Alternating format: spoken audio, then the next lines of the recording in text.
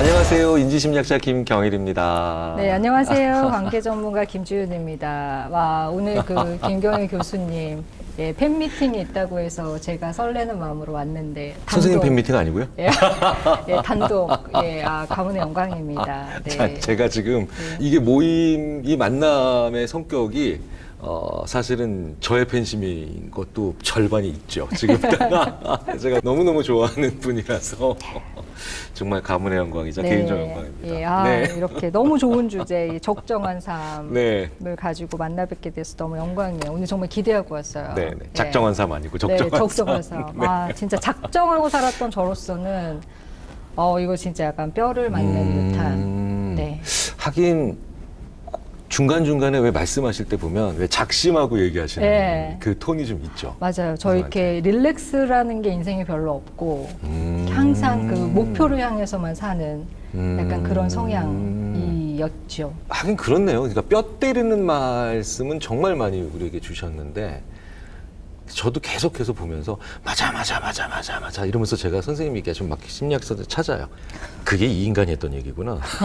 이 얘기가 여기 있었네. 이렇게 찾으면서 했는데 그러니까 선생님의 적정한 삶이나 아니면 선생님의 그 삶의 질에 얘기는 그렇죠. 별로 저도 네. 출연을 못 해봤어요. 저는 그냥 네. 파고드는 삶, 끝까지 가보는 삶, 그렇죠. 뭐 이런 거, 네, 그랬습니다. 저는 선생님을 네. 그래서 내성적 검투사라고 다른 사람들한테 그래요. 내성적 검투사. 그러니까 선생님이 외향적인 것 같진 않아요. 제가 네, 봤을 맞아요. 때. 저 굉장히 내향적이에요. 네, 내향적인 맞습니다. 내향적 검투사라고 얘기를 하는데 그 제가 선생님이랑 꼭 얘기를 해보면 좋을 것 같다고 얘기한 게 그 제가 인지심리학자잖아요. 맨날 실험하고 데이터하고 막. 근데 이제 저 같은 경우는 인지심리학자라서 이제 실험하고 데이터 모으고 이러니까 측량 기사 같은 사람이고 그 저는 선생님을 표현할 때 선생님은 지도 제작자. 그러니까 지도는 어떤 사람이 보느냐. 초등학생들 사회과부도에 들어가는 지도도 있고 관광 지도도 있고 그다음에 뭐 대통령이나 시장이 보는 지도도 있잖아요. 네. 다 달라야 되잖아요. 아, 같은 그쵸, 측량값 그쵸. 가지고도. 네. 그래서 저보다는 더 보는 사람들, 그러니까 그걸 써야 되는 사람들에게 더 가까이 가 있는 분이신 것 같아서 저는 제가 측량 기사면은 선생님 같은 분은 지도 제작자라고 저는 보통 생각을 많이 합니다. 너무 그 영광스러워. 저희는 그냥 한다. 일단 맡겨주면 한다. 하고 본다. 근데 너무 아니죠. 말씀이신 왜냐면 것 같아요. 사실 철학하시는 분들이 네. 오랫동안 그 경험을 하고 그 사유를 하시면서 그 얘기를 하시는 거잖아요. 그래서 한마디 한마디를 저희가 그러니까 데이터로 정말 그런지 아닌지 검증을 하는 거기 때문에 양쪽이 다 공존을 해야 결국은 세상 사람들한테 좀 필요한 얘기가 가는 것 같아요. 네. 그러네요. 밸런스가. 네. 그렇죠, 네, 그렇죠. 그렇습니다. 그래서 저는 오늘 진짜 이거 책 너무 열심히 읽었어요. 저 막 인덱스하면서 막 열심히 읽었는데 저한테 개인적으로 그래서 이 책이 꼭 이 북토콘을 해야 돼서가 아니고 굉장히 개인적인 저의 또 히스토리가 좀 있었거든요. 이 적정한 삶 이전에 제가 한번 그 허리케인 같은 시간을 겪고 이 책을 딱 갖고 또 막상 저자이신 교수님과 얘기를 한다니까 너는 개인적으로 굉장히 좋았고 그 다음에 아마도 우리나라를 살아가는 굉장히 열심히 사셨던 굉장히 많은 분들이 저와 비슷한 히스토리의 고민들을 많이 하셨던 분들도 많이 계실 것 같고 그래서 그분들의 약간의 그 변호자, 대변인 이런 역할도 좀 할 수 있을 것 같다는 생각이 들었습니다. 네. 제가 그러니까 지난 몇 년 동안 선생님 강의를 들으면서 네. 가끔씩 내놓으시잖아요. 네, 가끔씩. 가끔씩 네. 자기 얘기를 내놓으시는데 네. 퍼즐 맞히기가 시작되고 있네요. 저도 제 머릿속에서도. 조금씩.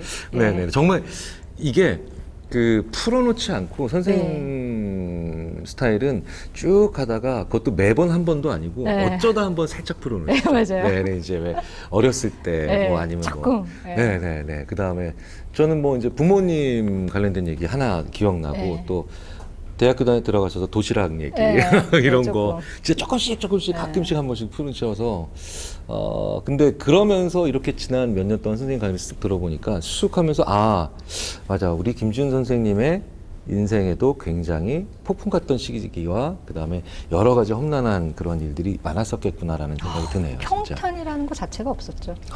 네, 그냥 그 아침 드라마 자체가 인생 여정. 지금 이 톤 너무 좋아.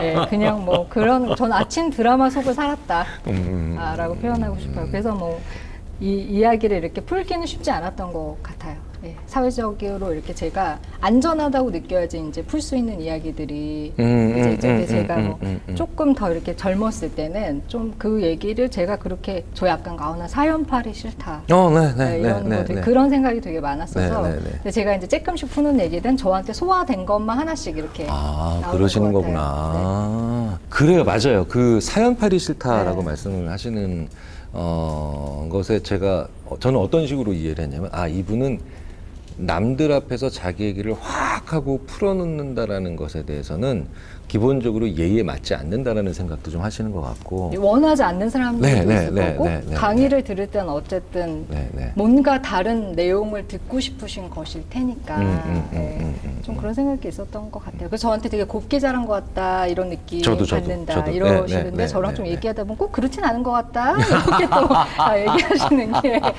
그런 게 있습니다. 그러니까 저희 어머니가 저에게 물려주신 게 험난한 삶 더하기 곱게 자란 것 같은 외모 이런 거 두 개를 같이 주신 것 같아요. 그래서 제가 요즘에도 아직도 그렇게 좀 생각하시는 분들이 계세요. 그래가지고 저는 진짜 약간 노동자의 삶처럼 열심히 그냥 노동하는 강사다 생각하고 거의 저는 주 100시간, 90시간에서 100시간 정도 일했던 것 같아요. 왜냐하면 이제 기반이라는 게 그렇게 물려받은 기반이라는 게 별로 없었기 때문에 제가 할 수 있는 건 성실함과 열심히 해서 끝장을 보는 것. 이거 외에는 이제 생존할 수 있는 게 없었어요. 그래서 진짜 그 아이 때문에 이제 더 일을 많이 하게 되기도 했지만 수면 시간이 부족하기도 했지만 거의 한 10년 정도를 그렇게 달려왔어요. 그리고 이제 그 중간에 뭐 이제 대학원도 가고 그리고 대학원도 이제 내 돈 벌어 내가 내고 내가 다니고 막 이제 이렇게 하면서 벌어서 등록금 내고 공부하고 벌어서 등록금 내고 좋았어. 얘 강의 갈게요. 이 등록금 모여서 이렇게 하고 그렇게 해서 정말 그 10년을 정말 열심히 살았거든요. 왜냐면 그 방법이 가장 제가 잘 살 수 있는 방법이었어요. 근데 그게 엄청나게 번아웃으로 오더라고요. 그렇죠. 제가 이제 지금 46인데 42살에서 3살 넘어갈 때 이제 이게 완전히 이제 고장이 이제 난 거죠. 그래서 이제 그때 제가 한 2년 정도 엄청난 그 디프레스 기간을 겪고 나서 이제 좀 다시 이제 안정기에 접어들었을 때 코로나가 이제 왔어요. 이제 코로나가 오고 그리고 나서 또 이제 코로나 안에 새로운 적응을 하면서 제가 이 책을 탁 만났는데 여기에 굉장히 저의 많은 고민의 지점들이 많이 담겨 있었고 저한테 개인적으로 굉장히 좀 쉼과 좀 어떤 새로운 지표가 되는 그런 책이었어요. 제가 잘 읽고 온 거 맞죠? 아니 뭐 그렇습니다.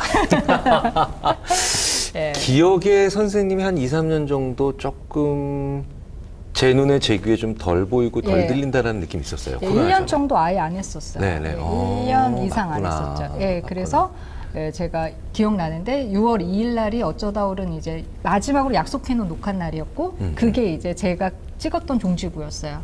그래서 그거를 딱 녹화를 끝내고 이제부터는 다시 언제 내가 컴백할지 나는 알 수 없다. 그때부터 이제 좀 휴직에 좀 들어갔었죠. 그래서 제가 조영태 교수님 라고 정해진 미래의 저자인데 인구학자예요. 제가 맨날 가끔 전화해서 이분의 생년을 주고 물어보는 게 있어요. 그래서 제가 선생님한테도 선생님 생년을 주고 물어봤어요. 아니 사주나 팔자가 아니라. 너무 흥미로워서요. 이런 얘기 좋아요. 너무 벌써 너무 궁금해요. 그러니까 인구학자라서 그 해에 태어난 사람이 몇 살까지 사는가에 대한 데이터를 가장 정확하게 알고 있죠.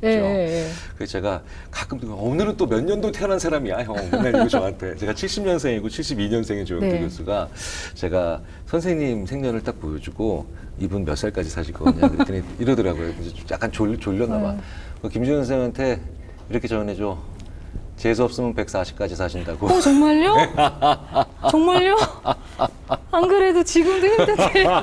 아니 이 세상에 살아온 만큼 더 연자 3배? 그러니까 아직 3분의 1 참 못 사신 거죠. 이렇게 허약한 육체로 앞으로 이렇게 이미 고갈된 체력으로. 그리고 그 조영태 교수가 정해진 미래에서도 했었고 그 다음 책에서도 계속 얘기하는 게 되게 의미심장하죠. 네. 그러니까 선생님, 제가 이제 70년에 태어났고 네. 이제 선생님도 70년대에 태어나셨잖아요. 네, 이 세대가 80에서 90세까지 일을 해야 되는 세대예요. 네. 앞으로 50년만 더 일하시면 돼요. 오늘 절망을 안고 적정한 삶을 얻고 돌아가려고 했는데 그래서 네. 10km 단축 마라톤처럼 뛰시면 안 되고 42.19km 마라톤처럼 네. 생각하고 뛰셔야 되기 때문에 적정한 삶이 역량이 돼버린 거죠. 근데 참 말씀 듣다 보니까 그런 생각 드는데 참 그런데 참 많은 분들이 다 저처럼 막 100m 달리기처럼 막 10초, 11초를 끊으시려고 막 달려오시는 분들이 되게 많았을 것 같고 근데 이제 우리가 팬데믹이 딱 오면서 굉장히 원하지 않게 모든 것들의 브레이크가 이제 걸렸잖아요. 이제 그렇게 되면서 너무 불안해졌고 이제 이런 분들이 앞으로 저를 비롯해서 이런 분들이 앞으로 잘 살아가는 게 되게 필요할 텐데 이러면 이제 또 지금도 이제 얘기해 주셨지만 굉장히 이제 마라톤처럼 살아야 하고 그리고 또 저희들에게 어떤 필요한 생각의 전환이랄지 삶의 습관이랄지 이런 거 어떤 것들이 있을까요? 뭐 일단 제일 중요한 건 그래서 불안 다스리기가 제일 중요한 것 같아요. 맞아요. 너무 불안하고. 네, 네. 그러니까 예전에 왜 우리가 100년 전에는 한 50대에 다 죽었고 200년 전에는 40세 이전에 다 대부분 사망하고 뭐 한 1000년 전으로 들어가면 20대에 다 죽었거든요. 길게 살아야. 그러니까 우리 인간이 한 번도 길게 사는 인간이 어떻게 살아야 되는가를 안 가르쳐 준 거예요. 그러네요. 네네. 그러니까 오로지 뭐만 가르쳤냐면은 혼신의 힘을 다해서 열심히 살으라는 거예요. 단기간 이루고 네, 이렇게 하는 것들. 그리고 우리가 지금 보는 많은 분들이 심지어는 멘토에 해당하는 선생님 같은 분들도 대부분 그렇기 때문에 굉장히 혼신의 힘을 다해서 살아내시는데 문제는 번아웃이 한 번쯤 세게 오잖아요. 세게 오잖아요.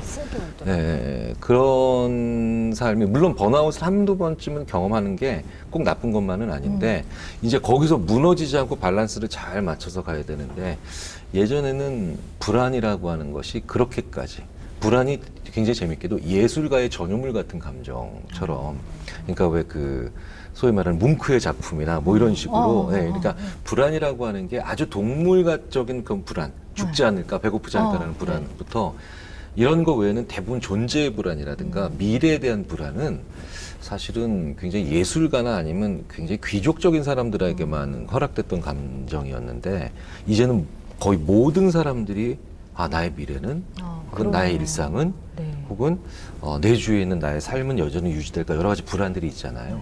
그러니까 불안 잘 다스리는 사람이 이게 굉장히 재미있게도 그 올라가는 거죠. 이게 삶이 계속 적정한 수준으로 올라가면서 밸런스를 맞추면서. 그러니까 왜 그런 얘기 많이 하잖아요. 그 무언가를 잘 핸들링하면서 가야 돼. 스트레스를 비슷한 강연을 예전에 하셨어요. 그러니까 스트레스를 안 받으려고 하지 말고 스트레스랑 잘 지내는 것이 되게 필요하다. 그러니까 불안도 마찬가지죠. 결국 스트레스도 불안의 일종이니까 결국은 같은 얘기를 하셨던 거예요. 같은 얘기를 하셨기 때문에 이게 그런데 불안을 우리가 경험하게 되면은 일단 되게 힘들잖아요. 그렇죠. 네, 그러니까 불안을 연구해 보면 심리학자들은 불안에 대해서 딱 한마디를 합니다. 불안한 상태에서 맞으면 진짜 아프고 불안한 상태에서 외로우면 지구상에 나밖에 없는 것 같고 그다음에 불안한 상태에서 배고프면은 진짜 백가죽이 등가죽이 붙은 거 같고 모든 걸 다 증폭시키는 그쵸. 증폭제죠. 더욱더 그 감정을 더 증폭시키는 그런 역할을 하는 거예요. 그래서 불안할 때 오판이 나오기 쉽다는 게 문제인 겁니다. 그러니까 불안하면은 불안한데 나는 집이 없고 저 친구는 아파트가 있으면 이제 내가 아파트를 사지 않으면 너무나도 큰일 날 것 같은 느낌. 그러니까요. 요즘에 그 팬데믹 때문에 그 불안이라는 게 굉장히 구체적으로 저희들한테 다가온 것 같은데 집 얘기를 하셨으니까 집 얘기를 해보면 정말 난리도 아니거든요. 그렇죠. 요즘에 정말 그 부부 싸움이 그렇게 증가했다고 하죠. 그러니까 3년 전으로 시계를 돌려서 사자고 지금이야 사자 아니야 떨어질 거야 모아서 사 빚은 빚도 뭐가 빚이 자산이냐 막 이러면서 그러니까 지금 완전히 막 난리가 났잖아요. 그쵸. 그러면서 요즘에 하루도 안 싸우지 않는 부부가 없다 막 이런 말이 있을 정도로 그때 집을 살 수 있었지만 사지 않았던 부부 중에 평화로운 부부는 없다. 그렇죠.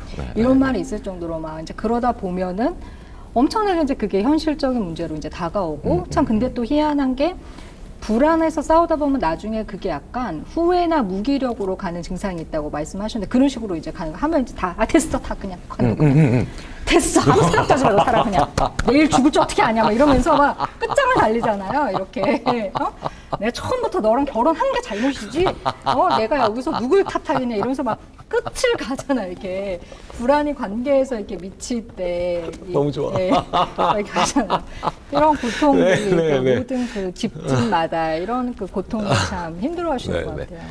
그 불안이 이렇게 무기력이나 이런 후회를 많이 만드는 거를 저희들도 연구를 많이 했는데 그 왜 우리 이제 불안함이 자극되는 영화 스릴러 영화나 뭐 공포 영화 보면 어떤 사람이 제일 먼저 죽냐면 나가본 놈이 제일 먼저 죽고 열어본 인간이 제일 먼저 죽고 외계인 먼저 그쵸. 만나러 간 인간이 제일 먼저 그죠, 죽죠. 그죠. 그러니까 그게 바로 뭐냐 불안한 상태에서 변화를 만든다는 게 얼마나 두려운가를 얘기해서 오히려 그걸 딱 불안한 상태에서 변화를 만들어낸 사람부터 제일 죽이면 제일 없애고 다치게 만들면 우리가 거봐 불안할 때 왜 움직여. 그러니까 불안하게 되면 아까 말씀하셨잖아요. 됐어 다 필요 없어. 그냥 놔둬 라고 얘기를 결론이 결국은 그죠. 한참 써고 그렇게 그쵸. 되는데 인간은 늘 변화를 좀 만들어내고 추구를 해야 되는데 불안한 상태에서 이게 핸들링이 잘못되면은 결국 안 움직인 변화를 제일 싫어한다는 거예요. 네. 그러니까 변화를 수반한 다음에 피해를 입으면 변화를 수반하지 않고 똑같은 피해를 입었을 때보다 사람들이 훨씬 더 싫어하거든요. 아파트를 팔았는데 이사를 갔는데 2억이 떨어진 것과 그냥 내가 안 눌러앉아 살았는데 2억이 떨어진 경우에 첫 번째 경우가 사람들이 더 괴로워한다는 그렇죠. 그거 괴롭죠. 괜히, 네. 생각만 해도 너무 괴로운데요. 아니 왜 생고생을 했어? 네, 막 이러면서. 네. 그러니까 불안하면 후회하지 않는 게 만족이나 아니면 좋은 일을 가는 거나 발전하는 것보다 불안하면은 후회를 안 하려고 하는 성향이 강해지니까 변화를 자꾸 안 만들었는데 만들고. 어느 정도 시간이 지나면 다른 사람들은 변했어요. 변하고. 그러니까 나만 안 변한 거예요. 너무 어렵네요. 그러니까 무기력해지는 거고 다시 또 불안해지는 거고 계속 이렇게 되죠. 되는 게 없어 내 인생은 이러면서 또 뒤로 빠지게 되는 거군요. 또 후진을 하면서. 네.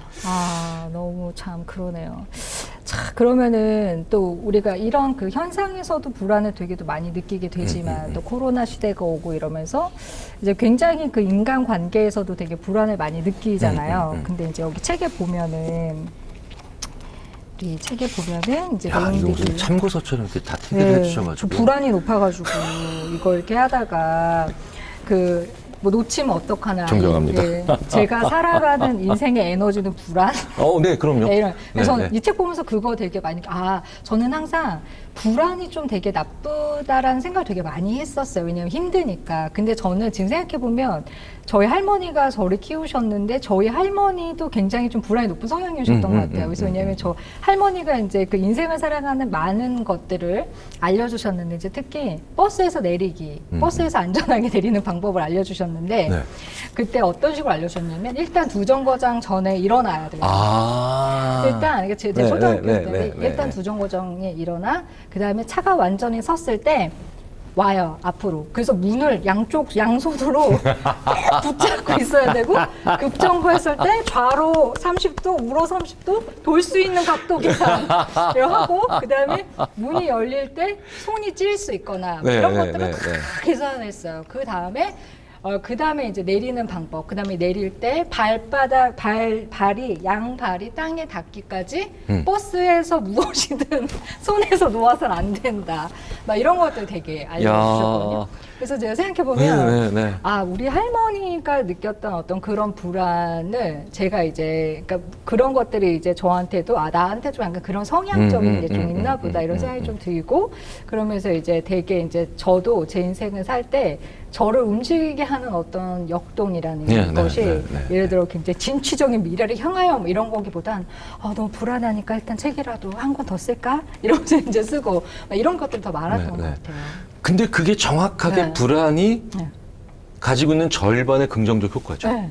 그게 항상 나쁜 것만은 아니구나. 그럼요. 이런 거를 정리하게 된 지가 또 얼마 안 됐어요. 왜냐면 항상 이렇게 불안해, 뭐 불안이 나빠 막 이렇게 하니까. 그런데 또 보면 인간관계 안에서 불안이 되게 약간 나쁘게 적용되는 때가 있으니까 보면 우리 책에서도 이제 그렇게 하시잖아요. 그 예를 들어서 불안할 때 불안 자체를 그냥 불안하다고 얘기하면 되지만 다른 얼굴을 하고 이제 불안이 나오잖아요. 굉장히 화를 낸다거나 아니면 계속 비관적으로 얘기한다거나 이제 책에서 어두운 천사라고 얘기하셨는데 그렇죠. 계속 그렇게 이제 사람들에게 그런 거를 퍼뜨리는 그죠? 왜 이렇게 그런 모습으로 이런 것들이 이렇게 드러나게 될까요? 인간관계 안에서 불안이 드러내는 다양한 어떤 모습들.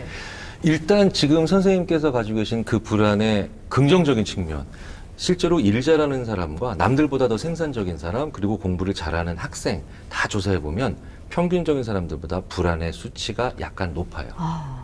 생각해 보세요. 내일이 시험인데 공부를 하려면 불안해야 공부를 하지. 그렇죠. 어떻게? 그렇죠. 그쵸. 내일이 시험인데 그렇죠. 불안하지 않으면. 예. 저희 집에 있는 어린이 하나는 그렇게 평안하고 남자아이다. 예. 남자아이다. 너무 평안하고요. 네. 연필을 하나도 깎고 가지 않아도 굉장히 평안하더라고요. 네, 네. 그럼 어떻게 할 거니? 빌려 쓰면 되니까 걱정하지 말라는 거예요. 아, 예, 참. 가끔 그런 네. 자녀 때문에 굉장히 네. 속상해하시는 분이 계신데, 근데 잘 생각해 보면 걔가 다른 영역에서 굉장히 불안함을 느끼면 그러면 걔가 거기에 적성일 가능성이 커요. 적성일 가능성. 그래요. 그러니까 저도 첫째가 네. 이제 미술 디자인을 전공하는 걸로 대학을 갔는데 걔는 수학 시험 전날 불안해하지 않아요. 네, 굉장히 대범하더라고요. 그 대범하죠. 아이가. 그럼 공부는 적성일단 아닌 거네. 그런데- 학교 갈 때 전혀 불안감이 없고. 네, 근데 생각해 보면 이게 사실은 수능 점수로 지금 줄 세워서 대학을 네. 가는 시스템이 얼마나 오래 가겠냐는 거예요. 사실은 사람이 가지고 있는 능력이 어디에 있느냐, 그리고 대학의 전형도 너무너무 다양해졌으니까, 그래서 그 모습만 가지고 아이가 공부에 관심이 있느냐 없느냐를 보긴 좀 어려울 것 같은데, 어쨌든 우리가 불안하면은 더 하죠. 일도 공부도 그래서 더 하거든요. 그래서 실제로 불안이 더 높아요. 그런데 그런 사람들의 특징이 뭐냐니까 불안을 잘 쓰는 거죠. 불안을 잘 사용하는 네, 거, 네, 에너지원으로. 그럼 불안을 잘 쓰는 사람과 불안을 잘 못 쓰는 사람이 바로 방금 전에 말씀하셨던 그 질문에 있어요. 그게 뭐냐면요. 불안할 때 사람의 습관이 나와요. 불안하면 그래서 이렇게. 그렇죠, 그렇죠. 네. 이렇게 하고. 예, 예, 예. 그다음에 제 친구 중에 또 불안하면 욕하는 애들이 있어요. 그렇죠. 그다음에 불안하면은 왜 먹는 사람도 있고. 네. 네. 그래서 불안한 상태에선 그 사람의 좋은 습관이든 나쁜 습관이든 나와요. 그래서 면접을 할 때 막 불안하면요. 불안한 사람들 딱 보이잖아요. 불안한 사람들은 면접할 때 학생들이 수능 면접 볼 때 들어와가지고 다리 꼽니다, 바로. 네, 저 이러고 있어요. 그러니까 애가 대답은 못하는데 기분이 나빠하죠, 선생님들이. 본인 인지하지 못하는 거죠? 네. 지금 꼬고 있다는 것 자체를. 근데 또 어떤 학생들은 나가면서 불을 끄고 나가요. 이건 좋은 습관이죠. 평소에도 이렇게. 그럼 이거 우리 아주대학교에 전기를 많이 절약할 친구구나 라는 생각도 들죠. 진짜 너무 웃기네요. 그러니까 좋은 습관을 네. 가지면 네. 역으로 그러니까 불안이 오히려 도움이 되는 거죠. 아. 네, 그러니까 불안할 때마다 책 한 자라도 더 쓰자. 네. 뭔가 글이라도 더 쓰자. 아니면 뭐라도 더 읽자. 네. 그 습관을 가지시니까 아. 불안이 만나서 에너지가 되는 거고, 나쁜 습관을 가지고 있으면 네. 그러면 이제 불안하게 되면은 이제 그게 사람들 앞에서 막 나오는 그럼 이제 굉장히 그런 안 좋은 악순환이 결과가 되죠. 되겠네요. 네네. 그래서 저는 개인적으로 이 책에서도 그랬지만 불안을 잘 다독이면서 그냥 영으로 만드는 게 아니라 네.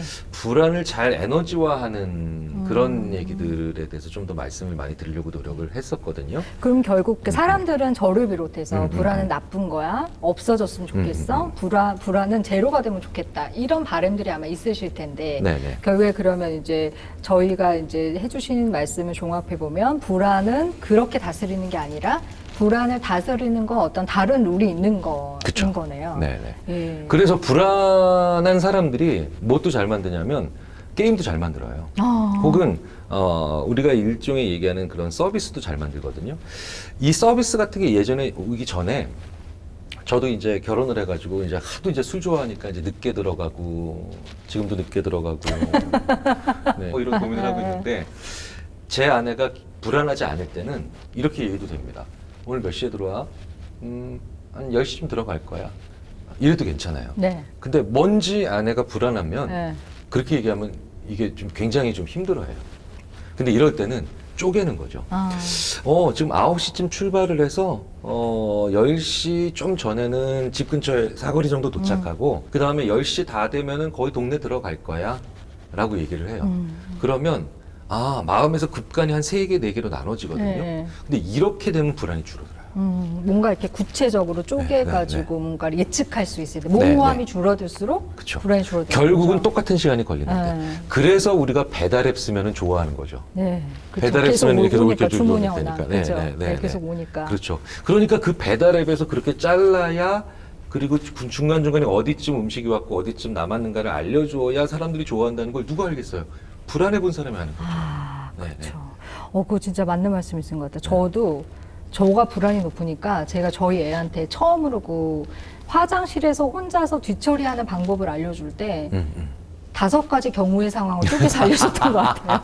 항상 휴지의 컨디션이 좋은 건 아니잖아요. 그러니까 화장실에서 벌어질 수 있는 모든 일을 제가 다 그 5가지 에피소드를 재현하면서 이랬을 때 놀라지 말고 당황하지 말고 약간 그런 거랑 비슷한 거겠네요. 그렇죠, 약간 그렇죠. 불안이 높아본 사람들이 본인의 경험을 토대로 다른 사람에게 좀 더 그것을 제공할 이것도 긍정적인 측면이라고 그렇죠. 볼 수 있겠네요.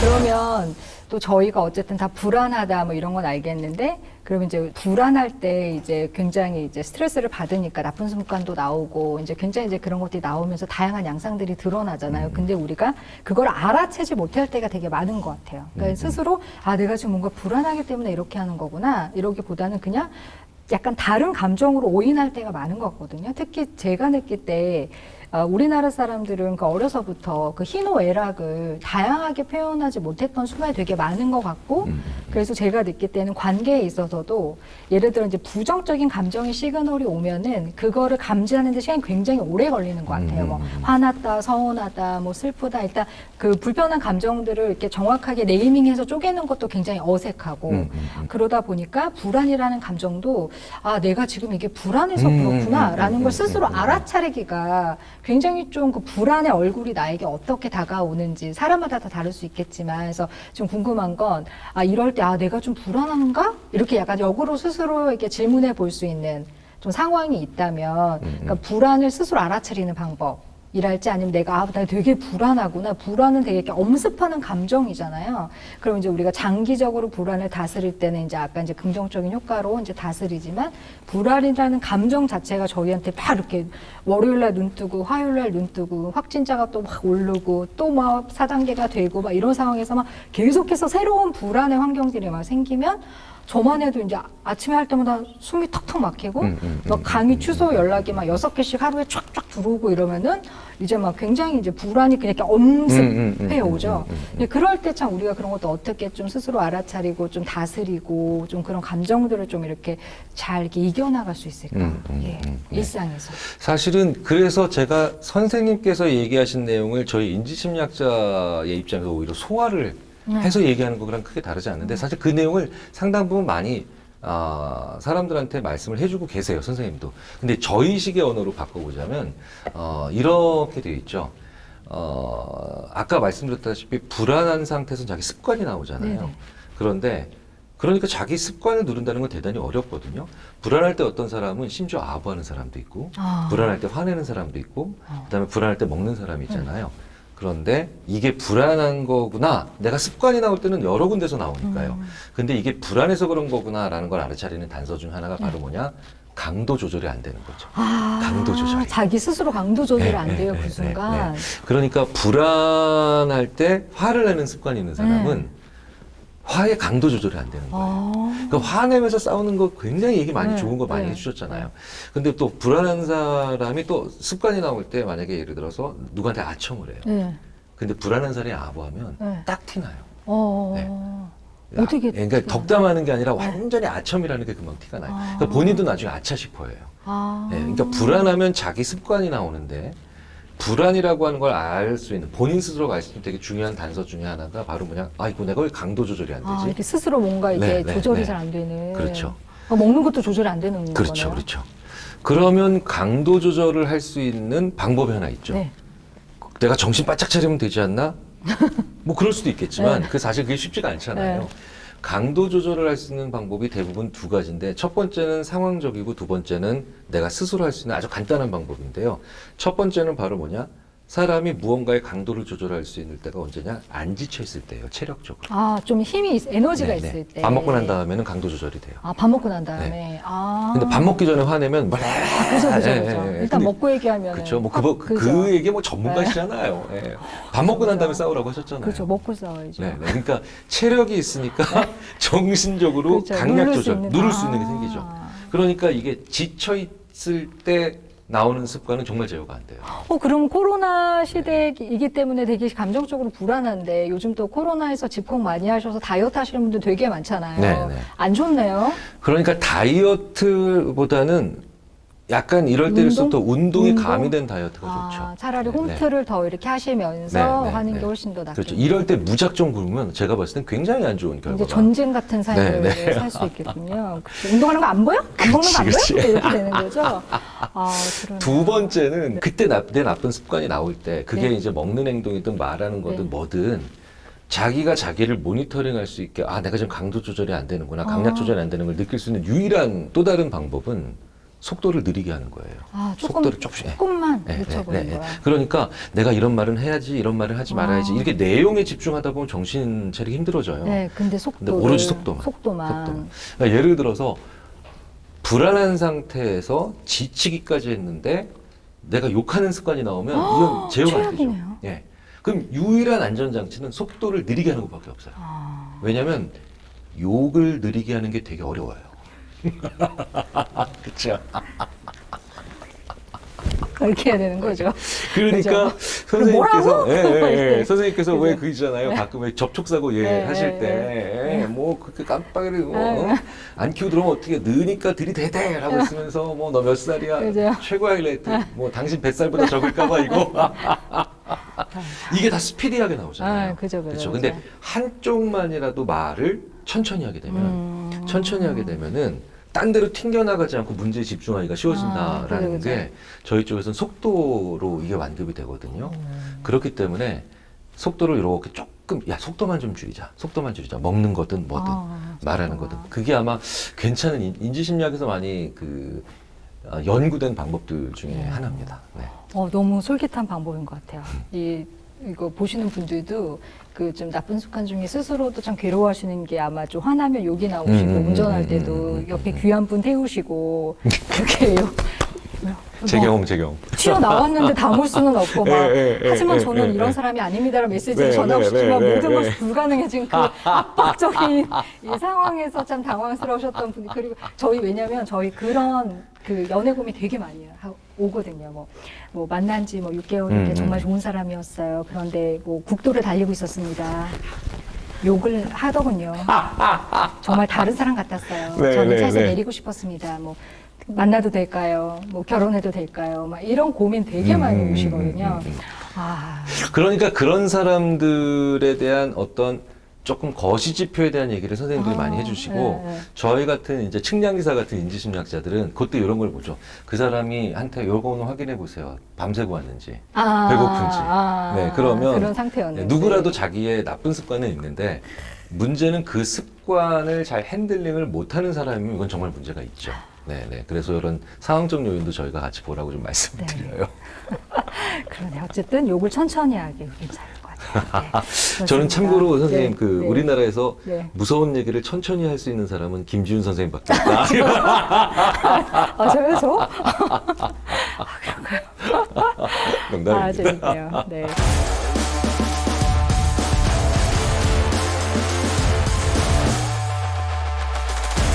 그래서 오늘 우리 김결 교수님과 이제 첫 번째 불안을 다스리는 이 방법에 대해서 이제 얘기를 해봤는데 우리 이제 두 번째는요. 이제 제가 이 책을 읽으면서 스스로한테 질문하게 됐던 부분이 있었는데 이거 제가 잠깐 몇 줄 안 돼서 읽어보겠습니다. 당신은 어떤가? 연락처에 새로운 사람들이 우르르 포함될 때, 카카오톡 알람이 쉬지 않고 울릴 때, 인스타그램 속 지인들의 사사로운 일상이 실시간으로 공유될 때 짜증이 나고 스트레스를 받는가? 너무도 당연하다. 우리는 이미 너무 많은 사람을 알고 지내고 있다. 저는 이거 보면서 약간 위로됐던 게 이제 그 인간관계 어떤 그 용량이 초과된 거에 대해서. 근데 저는 항상 무슨 생각도 스스로 되게 많이 했냐면, 나는 왜 이렇게, 그러니까 저 약간 강의 가면요. 웬만해서는 그 강의 담당자들하고 식사를 하지 않거든요. 네, 그리고 일단 예를 들면 식사를 하시고 가시겠습니까? 아니면 이제 연수원 같은 데는 점심시간이 이제 있으니까 다 같이 그냥 쫙 드시잖아요. 근데 그런데도 지금까지 강의하면서 먹은 적 딱 한 번인가밖에 없는 것 같아요. 그러니까 저는 굶은지언정 먹지 않고, 그 다음에 그냥 편의점에서 뭘 사 먹을지언정. 근데 그럴 때 그리고 이렇게 뭐 티타임 같은 거 하면 일단 좀 힘들기도 하고, 그 다음에 이제 저는 약간 공백이 있으면 보통 화장실에 가 있어요. 어쩌면 그렇게 저랑 똑같아요. 네, 화장실에 가가지고 최대한 긴 시간에 있어요. 있고, 그 다음에 그 접촉을 가장 이렇게 최소화하려고 하는데, 그래서 저는 약간, 나는 왜 이렇게 내성적일까? 이렇게 소심할까? 그러니까 사람들이 저를 그렇다고 생각하지 못하는 사람들이 많죠. 여러분 믿으셔야 되는데 제가 굉장히 소심하고 내성적인데요. 그래서 이제 스스로 나 왜 이렇게 좀 그럴 때 이렇게 유쾌하게 딱 이렇게 얘기하지 못하고, 그래서 저 되게 처음에 많이 들었던 말이 오늘 몸이 안 좋으시냐. 그 다음에 뭐 좀 불편한 일이 있으셨냐. 이런 질문 되게 많이 받았어요. 그래서 제가 아니요. 제가 사실은 좀 너무 소심해가지고 좀 그래요. 그러면 약간 그거를 제가 매긴다라고 생각하시는 오해하시는 오히려 이제 그러시기도 하시는 경우들도 초반에 있었어요. 근데 이제 그 다음에 이제 강의 같은 데서 이제 진짜 소심하구나 이런 게 있구나 이러니까 이제 그 다음은 좀 없어졌지만, 근데 저는 이걸 보면서 내가 그런 면도 분명 나에게 있겠지만 어떤 사회 그 배경적인 요인으로 이미 굉장히 그 용량이 초과된 그 상황 속에 놓여 있기 때문에 내가 더 그렇게도 하구나 하면서 스스로 약간 면죄부를 받는 느낌? 왜냐면 저희 같은 경우 약간 댓글을 최대한 안 보려고는 하지만 댓글을 이렇게 좀 보게 되잖아요. 보면은 그분들의 이렇게 말도 살아있는 말처럼 말에 힘이 있으니까 들리니까는. 그러니까 예를 들어서 이제 이렇게 막 기분이 되게 좋게 좋았어. 앞으로 강사 한 3년은 더 할 수 있을 것 같아. 좋아. 이러면서 이제 집에 와가지고 씻고, 그래, 어디 한번 볼까? 봤는데 뭐 댓글에, 예를 들어 빠라빠라 하면은, 됐어. 그냥 여기까지야. 욕 먹으면서까지 할 건 아니다. 다른 재능을 찾아봐야 돼. 이런 생각을 한단 말이에요. 그럴 때 그런 것도 제가 약간 용량 초과 중에 하나가 아닐까. 그렇죠? 실제로 사람을 만나진 않지만. 아니에요. 그 용량 초과예요. 만난 거예요. SNS 상에서나 뭐 인터넷 상에서 이렇게 커뮤니케이션을 어쨌든 한 거니까.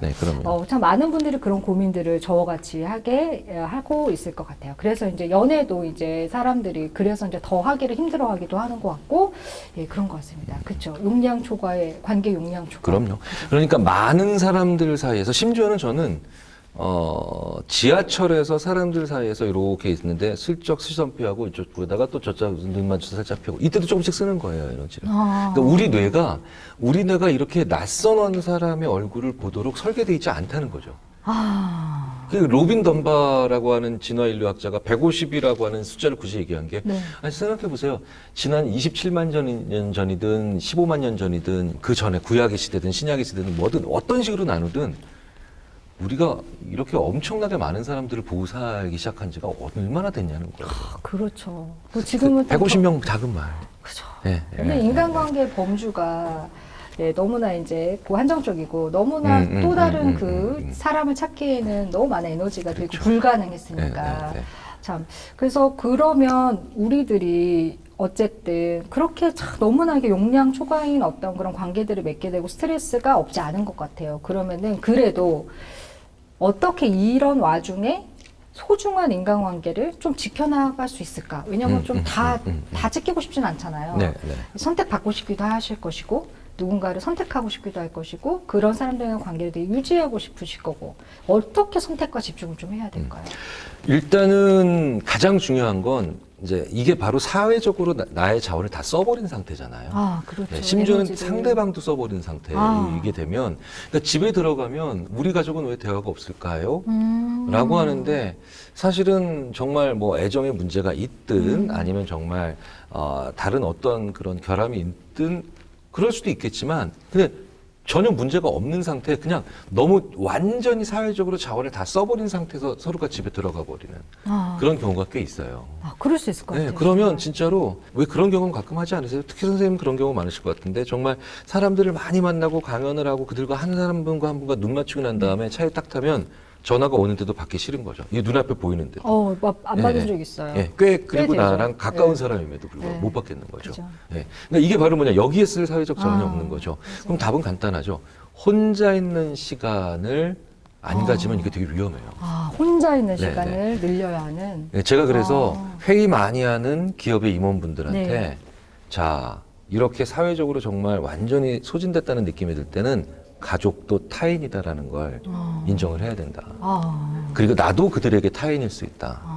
그러니까 우리나라의 아파트 구조가 가지고 있는 약간 안 좋은 점 중에 하나가 계속해서 서로 얼굴을 봐야 되면서 사회적 자원이 소진된 상태에서 얼굴을 봐야 되거든요. 맞아요. 네.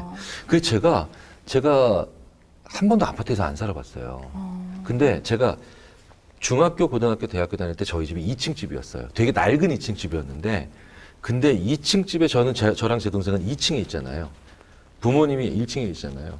저희 아버지가 언젠가 한번 2층에 올라오시더니 제가 너무 그 장면이 낯설어서 아버지 몇 년 만에 올라오신 거예요? 그랬더니 몰라, 나도 생각해요. 한 1년 반? 어머, 네네. 정말요? 그러니까 혼자 있을 수 있는 시간이 서로 있었던 거예요. 그래서 그렇다고 뭐 우리가 다 복층 아파트로 살 수는 없는데 제가 그래서 만약에 많이 사회적으로 힘들었고 내가 많이 쓴 날이라면 조금이라도 공원에 좀 벤치에서 앉았다가. 30분이라도 뇌를 이렇게 멍하니 멍 때리라고 하잖아요. 네네네. 그렇게 시키고 들어가서 만나요. 좀 그때 좀 네. 에너지가 약간 충전될 수 네, 있다는 네, 네. 말씀이신 그렇죠. 거죠. 그러니까 조금이라도 그다음에 리차지, 재충전하고 들어가라. 제가 그래서 이렇게 사회적으로 완전히 소진된 날 제발 번개하지 마시라고. 근데 약간 저희들의 습관은 지쳤어. 만나. 서로에게 힘을 뿜뿜 막 이렇게 하는 게 있는 것 같아요. 네네. 그런데 그때 참 스트레스가 많이 해소되면서 동시에 사회적 노동을 하고 있는 거예요. 그래서 이런 날 결과가 어떠냐면 아주 스트레스가 잘 해소돼서 절묘하게 되는 날도 있지만 여전히 나는 사회적 노동을 하고 있으니까 뇌를 안 시키고 가면 네. 지난 20년 동안 나에게 아무런 악의 없이 나를 즐겁게 해줬던 그 층의 농담이 그날따라 거슬리는 날이 있어요. 네. 그래서 너 뭐라 그랬어? 다시 얘기해봐. 이게 되면 이제 사단이 벌어질 수 있다는 거죠. 그 30분만이라도 딱 30분만이라도 뇌를 시키고 가자는 거지. 네. 굉장히 그때 그 뇌를 시키지 못하면 치명적인 어떤 네. 그런 상실이 있을 수도 그렇죠. 있겠네요. 왜냐하면 선생님과 저도 똑같이 오늘 와 팬이잖아요. 저도 선생님 팬이고 근데 만나면서도 한편으로는 와 오늘 우리 만나야 되니까 긴장도 되고 저 긴장돼가지고 부담되고 셋이 잤어요. 이런 게 있어요. 네. 이런 게 있어요. 네, 계속 잊어버리면 어떡하지? 그쵸. 막 이런. 네. 그래서 내가 좋아하고 심지어는 내가 팬이라고 부를 정도로 이렇게 긍정적인 걸 많이 가지고 있는 만남도 처음 만나서 이렇게 얘기를 한다거나 익숙하지 않은 상태에서 만나게 되면 사람이 엄청난 에너지를 많이 쓴다는 걸 우리 뇌가 알고 있기 때문에 쉽지 않은 거죠. 그런데 만약에 이런 경우를 고객과의 그쵸? 혹은 뭐 예를 들어서 뭐 이제 비즈니스 관계로 하루에 너댓 명을 만났다. 뭐가 남겠어요? 정말 힘드네요. 네네네.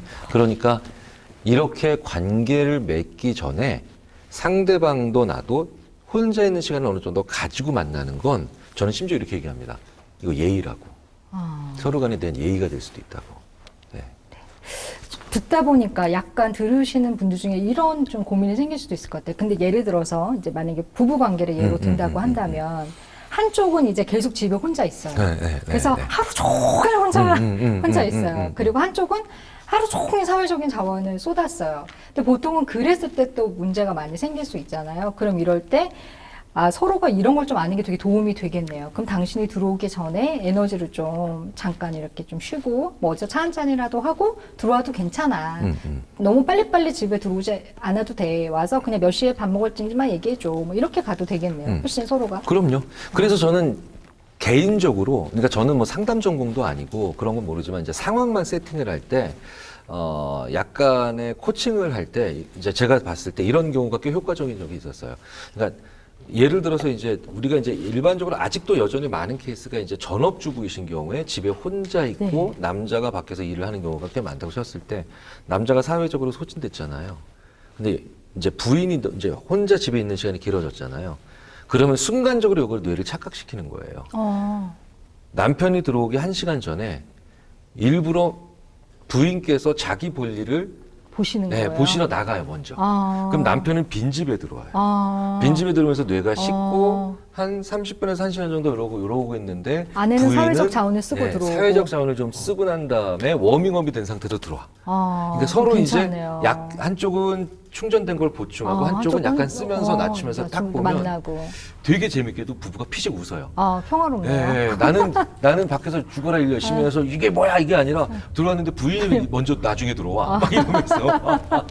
근데 그것 때문에 진짜 약간 고착화된 문제로, 그러니까 굉장히 또 확장돼서 당신은 나를 무시한다. 너는 너 할 일을 찾지 왜 나만 보냐. 나한테 집착하지 마라. 막 이런 식으로 최악의 가면 멘트. 정말 최악으로 이제 서로 맞물릴 수 있는 것 같은데 이런 컨디션을 한번 전략적으로 이용해 보셔도 현실적으로 굉장히 그렇죠. 좋은 솔루션이 될 수 있을 것 같아요. 사실은 근데 선생님이 이런 맥락에서 볼 수 있는 얘기들을 다 하시는 거예요. 그러니까 저는 그걸 갖다가 조금 더 아까 늘 말씀드리지만 측량기사처럼 이런 건조한 언어로 표현할 뿐이죠. 건조한 언어 너무 좋아요. 네, 건조한 언어 너무 좋고. 이렇게 막 저희가 막 풀어 헤쳐놓은 거를 이렇게 데이터로 모아주실 때 또 저희가 쾌감이죠. 뭐야, 내가 한 말이 이런 거야? 이제 이렇게 되는 쾌감이 있습니다.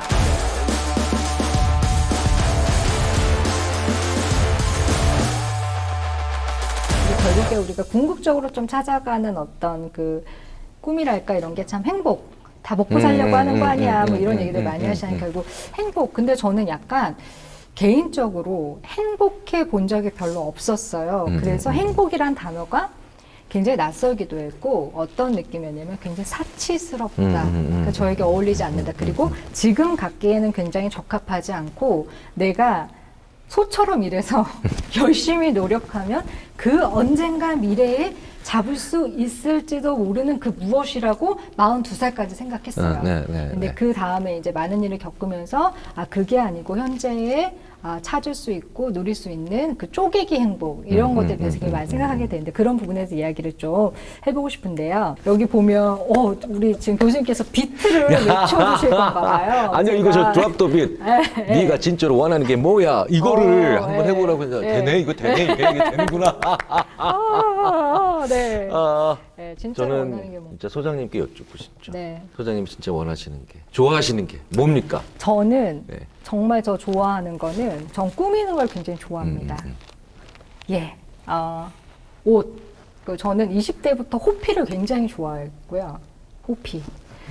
호피를 굉장히 좋아했어요. 정말 그래서 제 20대 때 그 첫 직장을 11년 다녔거든요. 네, 알아요. 11년 다니고 나서 마지막에 이제 그 같이 직원분들이 그때 너무 이제 감사하게도 레터링 북을 만들어 주셨어요. 그게 저희 집에 지금도 있는데 거기에 제가 11년 동안 근무했던 이런저런 사진들을 찍으셨는데 제가 근무했던 사진에 칠화를 호피를 입고 있어요.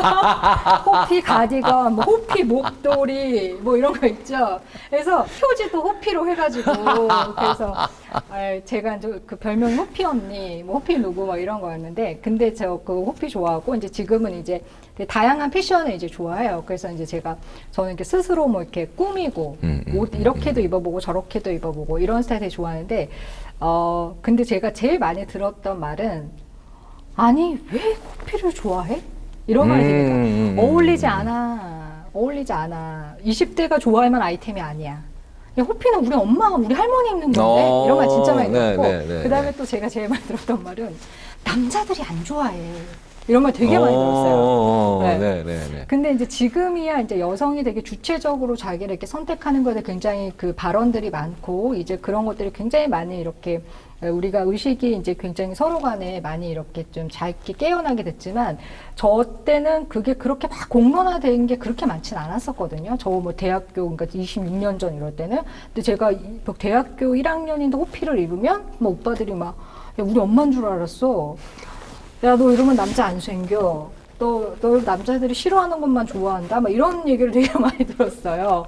네, 그래서 내가 좋아하는 것은 나쁜 것인가? 뭐 이런 생각 되게 많이 했죠. 그때 들었고, 그래서 저 약간 접었었어요. 중간에 호피를. 너무 중간에 접었어. 접었었어요. 약간 그 욕구를 접어서 넣었어요. 왜냐면 너무 사람들이 뭐라고 하니까 안 어울린다, 어찐다, 저찐다 하니 안 그래도 외로운데 뭐 이거 입으면 더 싫어한다고 하니까 두렵기도 하고 정말 호피에 물은 이마였는가 뭐 이런 생각을 하면서 좀 이러기도 했었는데 예, 그래서 참 좋아하는 거를 찾아가는데 시간 되게 많이 걸렸던 것 같아요.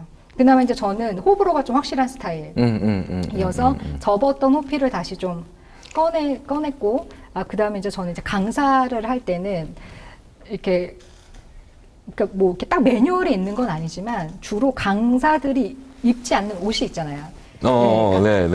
특히 또 이제 뭐 예를 들어 이제 강사들 중에 또 여성들은 보통 뭐 헤어는 어느 정도가 가장 지적으로 보이고 그리고 언젠가부터 이게 네, 이렇게 딱 암묵적인 있더라고요. 룰이 있어요. 그리고 이제 발가락을 보이는 샌들은 신지 않고 이제 뭐 이런 것들이 그런 이제 것 같아. 그게 암묵적인 게 있죠. 이제 그리고 이제 뭐 예를 들어 뭐 이미지 코칭 이런 거에도 이제 암묵적인 그런 약간 뭐 코멘트들이 이제 있고. 그런데 이제 제가 코로나 때 제가 지금 그래서 거의 8년 9년 만에 머리를 기르게 됐어요. 왜냐하면 강사로서는 되게 적절하지 않은 그 헤어 기장 보통 다 짧게 많이 가시고 물론 이제 길고 잘 어울리시는 분들도 있지만 그래서 저도 그냥 항상 강사 같은 그 모습으로만 이렇게 옷도 그렇고 뭐도 그렇고 그렇게 또 한 10년을 그렇게 왔던 것 같아요. 이제 코로나 때 코로나가 길러준 머리거든요. 이렇게 길었어요. 너무 길었는데 그냥 이제 코로나 끝나도 안 자르려고요. 이거 한 거의 좀 더 길게 놔두시면 이제 기르시면 한 7, 8년 전에 제가 초창기에 봤던 10년 전에 봤던 그 영상이랑 과연 그렇게 될까요? 그때까지 못 기르실 것 같아요? 네, 아니 할 수 있어요. 그래서 저는 좀 약간 이렇게 좋아하는 걸 좀 찾았던 계기들이 좀 있었는데 그걸 참 찾아가기 쉽지 않은 것 같아요. 근데 그게 결국에 좋아하는 걸 하는 게 자기 행복하고 많이 연결되어 있다라고 좀 생각이 들거든요.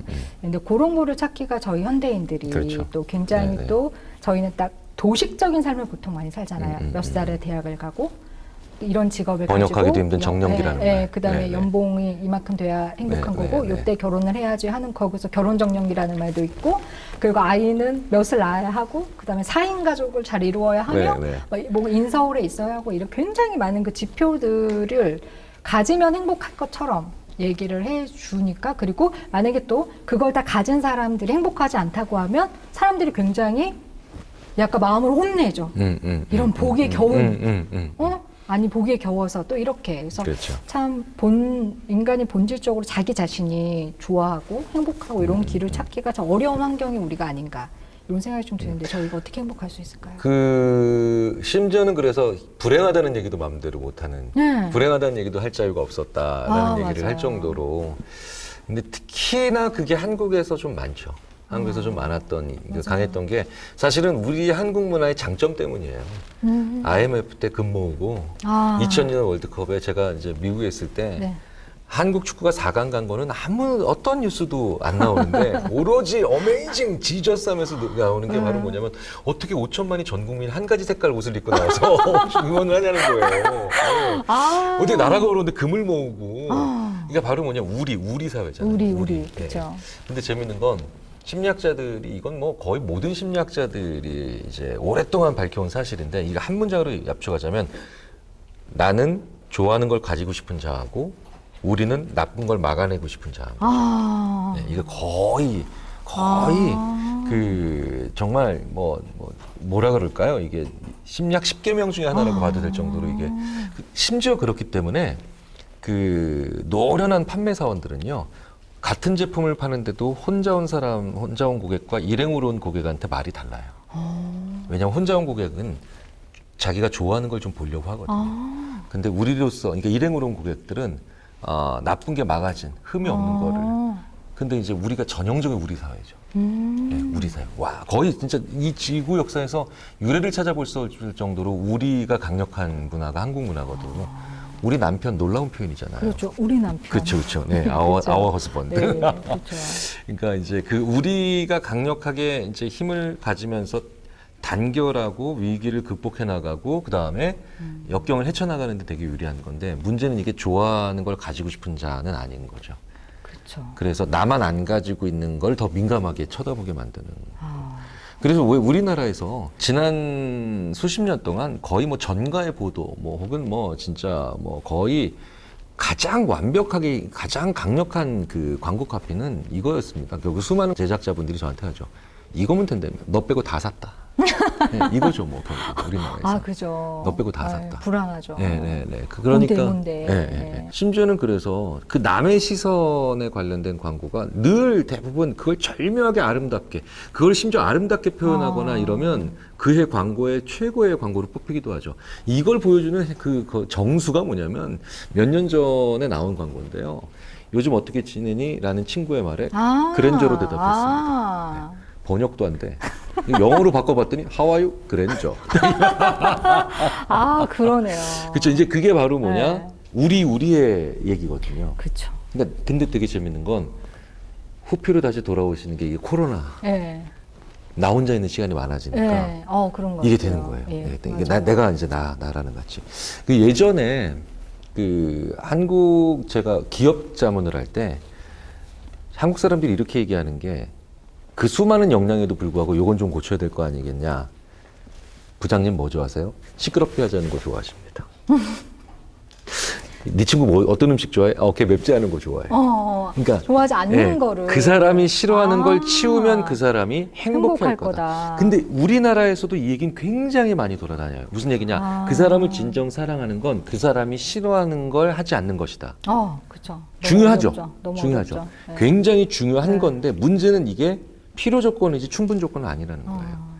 진짜 사랑하면 그 사람을 즐겁게도 만들어줘야 되는데 그러면 그 사람이 뭘 좋아하는 걸 기억해야 되죠. 그 사람이 시끄럽게 하자는 걸 좋아하고 그 사람이 맵지 않은 걸 좋아한다는 식의 착각은 하지 않아야 된다는 거예요. 그렇죠. 그래서 그 사람이 싫어하거나 두려워하는 걸 막아내주는 것과 그 사람이 좋아하는 작은 자질구레한 것도 내가 가져다 주는 이 양쪽의 노력이 다 있어야 되는데 그러니까 이게 적정하지 않은 거죠. 무너져 있으니까. 한쪽으로만 너무 가버리니까. 그렇죠. 네. 그거가 바로 우리로 하여금 타자에 의한 행복, 타인 시선에 의해서 나는 행복하다라고 하는 그 굉장히 취약한 행복관을 만들어낸 게 아닌가 싶어요. 그럼 결국에 그게 이렇게도 생각해 볼 수 있을 것 같은데 결국에 인정받는 삶, 그렇죠. 다른 사람의 시선에, 그러니까 내가 진짜 행복하다기보다는 다른 사람들이 봤을 때 우리가 이렇게 좋아요를 눌러줄 때 느끼는 행복감 같은 것처럼 타인이 인정해주는 그 인정 욕구를 채워주고 뭔가 약간 인정 중독까지 가는 그런 거에서 뭔가 타인의 시선으로부터 우리가 어떤 인정을 받고 거기에서 나를 이렇게 맞추면서 느꼈던 행복들을 참 우리가 많이 행복이라고 착각하면서 살아왔던 부분들이 많은 것 같아요. 그러면 어떻게 하면 좀 이런 거에서 조금씩 좀 그 틀에서 좀 벗어나서 진짜 내가 원하는 건 뭐야? 진짜 네가 좋아하는 건 뭐야? 이거를 조금씩이나마 찾아가면서 진짜 나만의 행복을 좀 찾아갈 수 있을까요? 그 남의 인정을 조금도 신경 안 쓴다. 이것도 좀 문제가 있죠. 그쵸. 그거면은 굉장히 기이한 삶을 살 수밖에 없어요. 그죠. 그럼 이제 뭐 어디로 들어가시는 삶이 되겠죠. 근데 제가 그래서 왜 같은 거 선배님 중에 김정훈 박사님. 알죠. 아내와의 결혼을 후회한다. 알죠. 제가 맨날 놀리죠. 그 책 쓰고 지금도 후회를 하고 계시다고. 근데 제가 정말 존경하는 선배님인데 그 선배님이 그 인정투쟁이라는 게 이제 뭐 조금 그 뭐 청년 해결 철학에서 나온 개념이다. 그 다음에 이제 그게 바로 인정을 받아야만 자기 정체성이 확립된다. 쭉 얘기를 하시다가 본인이 오히려 그렇게 얘기했어요. 본인이 오히려 그 강의를 하시다가 엑셀 호네트가 뭐 이런 책을 썼다 그러다가 이게 무슨 책? 그냥 남의 감탄에 목매는 거지 뭐.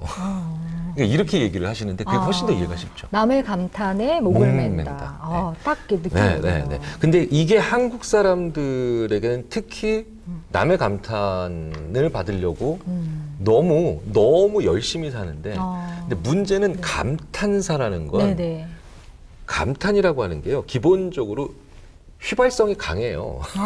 감탄사 휘발성이 강하다. 그렇죠. 와라고 하면 이게 끝나는 거예요. 끝나는 거죠. 그러니까 사람들이 이렇게 내가 멋진 차를 타고 다니면 감탄을 하겠지라고 했는데 그 차를 딱 타고 있는데 와를 했어요. 근데 2초밖에 안 돼. 그 다음에 이런 아, 그렇죠. 그러니까 이 와를 더 세게 하려면 1억짜리 차가 2억짜리 차야 되고 2억이 3억 돼야 되는데 이제 그 과정에서 점점 이제 자기만 죽어나가는 그렇죠. 거죠. 진짜 행복은 점점 없어지는 거. 그러면 간단해요. 그러니까 인칭을 바꿔서 그러니까 김정은 박사님의 해결책과 저의 해결책 같은 맥락이죠. 일정 부분은 떼어내서 남이 하는 감탄, 남으로부터의 감탄에 목매는 걸 일정 부분 떼어내서 내가 나한테 감탄할 게 있어요. 아, 나 스스로 나한테. 내가 나한테 감탄할 게 있어요. 약간 우린 또 그렇게 하면 좀 약간 또 이런 게 있던 것 같아. 자아도취하지 마. 이런 말로 또 스스로를 칭찬하면 너 공주병이야. 자아도취됐다. 막 이런 식으로 또 그랬던 것 같은데 자기 쪽으로 감탄을 스스로의 감탄을. 그러니까 거울을 보고 하는 자기 감탄도 자기 감탄이지만 그런데 그 거울을 보고 하는 자기 감탄을 자아도취라고 하는 사람들이 얘기할 때 잠깐만 내가 보기에 괜찮으면 괜찮지 라고 내가 방어할 수 있어야 되잖아요. 그게 어디서 오느냐 실제로 연구를 해본 거니까 찾아보니까 맞더라고요. 실제 사례도 그렇고 문화, 예술, 취미, 레저 이런 게 좀 있어야 돼요. 다 있어야 돼요. 이렇게 탄탄한 게 있어야 그게 딱 받쳐줄 수 있는. 그러니까 그런 게 있는 삶은 기본적으로 내가 나한테 감탄을 하는 메커니즘이 어느 정도 적정하게 발달이 돼 있는 거죠.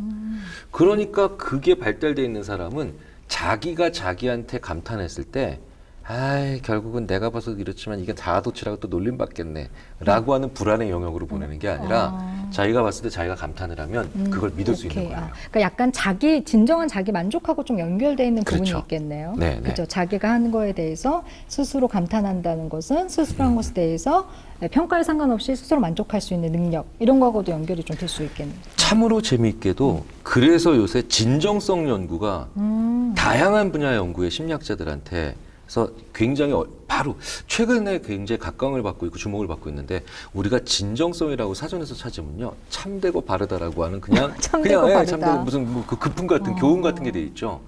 근데 이 진정성이라고 하는 게 심리학에서 왜 중요하게 생각이 되냐면 나의 솔직한 모습으로 즐거운 거예요.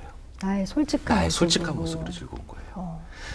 나의 멋진 옷으로 남의 감탄을 받아서 즐거운 게 아니라 내가 솔직한 모습이에요. 내가 이거를 입었는데 정말 그거를 입고 나갔을 때 그리고 그런 모습을 보였을 때 사람들과의 관계 속에서 즐거워지는 거예요.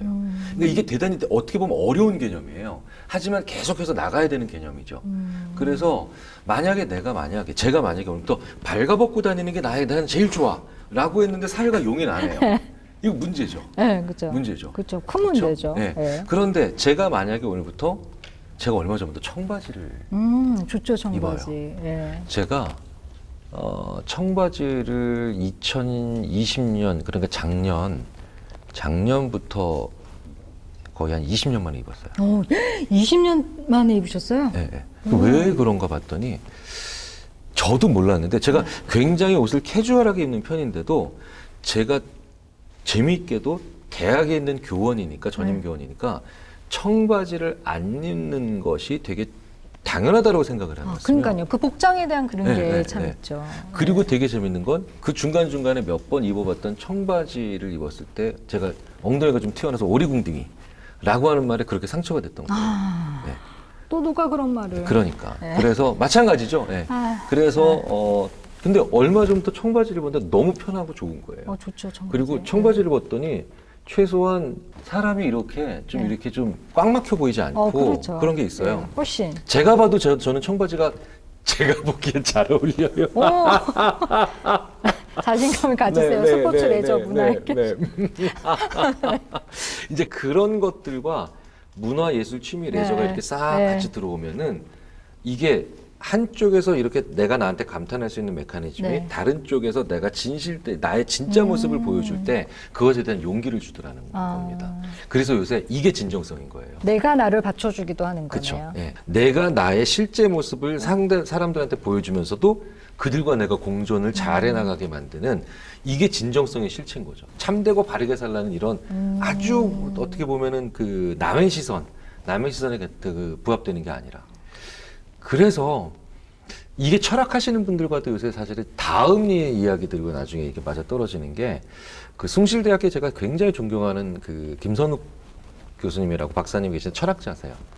그분은 바로 이 진정성이라는 얘기를 들으시더니 이렇게 얘기하시더라고요. 그래 맞아. 정의도 그런 거다. 정의란 네가 정의롭다고 생각하는 사회에 필요한 모습으로 살아가는 거야. 그런 얘기를 듣는 그게 순간 결국 나와 이게 그렇죠. 맞물리는 지점. 그게 진정성인 거죠. 아. 정의의 진정성인 거죠. 네. 그래서 그렇게 점점 우리 사회가 가고 있는 과정에서 이제 적정한 지점을 찾아야 되겠죠. 남의 인정은 어디까지 추구하고 내가 나한테 하는 감탄은 어디까지 추구했는가. 그 지점 찾기가 평생 우리가 해야 되는데 50대에 죽었을 때는 필요가 없었던 것 같아요. 그럴 수 있었을 것 같아요, 진짜. 근데 140까지 살아야 되는 인생이기 때문에 그쵸. 이게 되게 필요해요.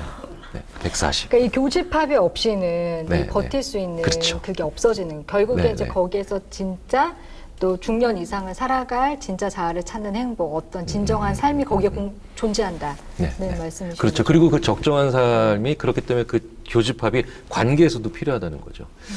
그 조영태 교수가 해준 또 다른 더 그 간담이 서늘한 얘기 해드릴게요. 마지막으로. 뭐 140세 들었으니까 그 네. 다음 얘기는 그 자녀분은 이제 160까지 사신다는 거죠. 그러니까 그 자녀랑도 아드님이랑도 100년을 보고 살아야 되는 거예요. 구구단이 문제가 아니네요. 구구단이 문제가 아니에요, 지금. 네.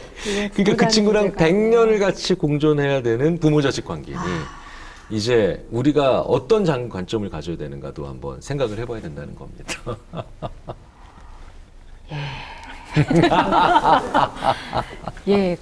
그러네요. 참 정말 충격적이고. 네네. 참 결혼 생활이라는 것도 정말 쉽지 않겠다는 생각이 드는데요. 오늘 저는 끝으로 또 하나 제가 이거 읽고 마지막으로 저희가 팬으로서 감명 깊었던 부분 하나를 말씀드리고 싶은 부분이 있는데 저는 좀 약간 개인적으로 그런 생각이 있었던 것 같아요. 그러니까 불안이 약간 높은 성향이기도 하니까 이제 세상은 하향세를 탔다. 이런 생각 되게 많이 했어요. 하향세를 탔어. 이제 아주 광터분 같은 더위 속에서 우리는 이제 50년 뒤 수돗물도 못 먹을지도 모른다. 막 이러면서 계속 부정적으로 그리고 막 이렇게 뉴스에 나오는 사건들 보면서 우리의 인간성은 이제 말살 직전에 이르렀어. 막 이런 식으로 제가 약간 또 저희도 약간 또 연애나 이런 거나 또 부부 관계에서 약간 폭력적인 케이스를 훨씬 많이 보잖아요. 그러니까 아름다운 상황보다는 말도 안 되는 진짜 막장의 현실들. 정말로 막 칼부림이 나고 너무나 폭력적이고 또 아동학대부터 시작해서 너무나 부정적으로밖에는 해석될 수밖에 아니 인간 사이에 희망이 있는가. 막 이런 거에 대한 생각이 많았는데 이 책의 그 결론이 인간은 계속해서 아름다운 그 공존의 방식으로 계속해서 이렇게 진화해 나가고 더 이타성을 가지고서 감정이라는 그 핵심적인 역량을 사용하면서 이타성을 가지고 사회가 계속해서 좋은 방향으로 이 세계가 발전해 갈 수 있고 그런 방향으로 갈 수 있다는 게 저한테 개인적으로 저 그냥 이 지구를 살아가는 한 인간으로서 제가 그게 굉장히 좀 위로가 되고 그렇구나. 그래서 요즘에 그 이타성이라는 개념 자체도 굉장히 되게 뭐랄까 약한 감정이다. 그리고 감정적으로 굴지 마. 또 기업에서도 감정적으로 굴지 마. 감정적으로 행동하지 마. 이런 말 되게 감정은 집어넣어. 냉철함을 찾아라. 막 이렇게 많이 이제 하잖아요. 치대지 마, 울지 마. 그러니까 감정 자체가 굉장히 폄하되어 있는데 감정이 굉장히 핵심 역량이고 그 감정을 근간으로 이타성을 기반해서 이 사회가 굉장히 발전해 갈 수 있다는 게 저는 또 불안이 높은 독자의 한 사람으로서 또 적정함을 잃어버리고 나의 노력으로 안전망을 구축하려고 했던 내 노력만으로 어떤 안전한 삶을 구축하면서 뭔가를 이루려고 했던 독자의 한 사람으로서 그런 관점들이 저한테 굉장히 약간 릴렉스 되는 좀 더 편안하게 이 사회를 좀 더 다른 시선으로 볼 수 있겠다. 이런 게 저한테 개인적으로 굉장히 큰 감명 깊은 지점 중에 또 하나였습니다. 네. 스티븐 핑커가 우리가 사는 오늘이 인류 역사상 제일 평화로운 날이다. 오늘이.